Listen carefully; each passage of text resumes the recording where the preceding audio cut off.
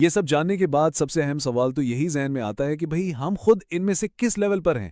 اس خود شناسی کے لیے ابن عربی نے چند بڑے دلچسپ سوالات تجویز کیے ہیں۔ تو پہلا سوال خود سے یہ پوچھیں، عبادت کا اصل محرک کیا ہے؟ کیا اس کے پیچھے جہنم کا ڈر یا جنت کی لالچ ہے؟ اگر ایسا ہے تو یہ پہلے لیول کی نشانی ہے۔ اگر اپنی غلطیوں پر احساس جرم عبادت کرواتا ہے تو یہ دوسری سطح ہے۔ اگر یہ خالص محبت اور ایک فطری کھچاؤ ہے تو یہ تیسری اور چوتھی سطح کی علامت ہے۔ اور اگر ہر عمل ہی عبادت محسوس ہونے لگے تو یہ پانچویں یا اس سے بلند سطح کی پہچان ہے۔ دوسرا سوال، جب کوئی مشکل آتی ہے تو رد عمل کیسا ہوتا ہے؟ کیا شدید غصہ آتا ہے یا انسان ہمت ہار دیتا ہے؟ یہ پہلی دو سطحوں کی عکاسی کرتا ہے۔